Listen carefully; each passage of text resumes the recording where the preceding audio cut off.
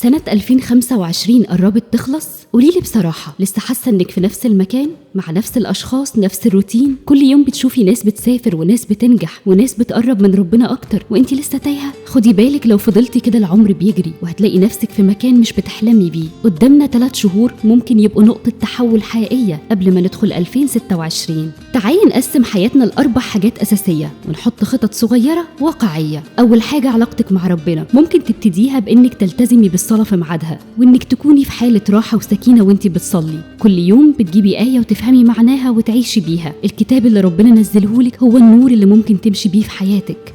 هتلاقي قلبك بيتفتح للنور وتحسي إنك مش لوحدك. تاني حاجة، علاقتك بنفسك. خصصي 10 دقايق كل يوم للرياضة. نامي بدري وقومي بدري عشان تحسي انك عندك يوم كامل. اعملي روتين بسيط لشعرك وبشرتك. اهتمي بأنوثتك ومشاعرك واشتغلي عليهم. زودي ثقافتك بانك كل يوم تسمعي مثلا بودكاست او تقرأي كتاب صغير كل اسبوع. تالت حاجة، شغلك او دراستك. اتعلمي مهارة جديدة، خلصي كورس، طوري في مجالك. كل انجاز صغير هيقربك من الصورة الكبيرة اللي نفسك توصلي لها. مش لازم تقلبي حياتك مرة واحدة، لكن حطي هدف واقعي لشغلك ودراستك لل3 شهور بس الجايين. علاقاتك مع أهلك، خدي خطوة إنك تسمعيهم وتفهميهم أكتر. مع شريك حياتك، خليكي أهدى وأحن. اشتغلي إنك تكوني مصدر طمأنينة مش توتر. مع صحابك، حد ناجح وحد قريب من ربنا. خليكي شخص داعم عشان اللي بيدي حب بيرجع له حب. اعملي لنفسك خطط صغيرة، خطوات واقعية، وامشي عليها بهدوء. مش لازم تبتكري حاجة جديدة. شوفي اللي نجحوا قبلك عملوا إيه. ابتدوا بخطوات صغيرة وكتبوها كأنها حاجات حقيقية حصلت. واكتبي أحلامك كلها بصيغة المضارع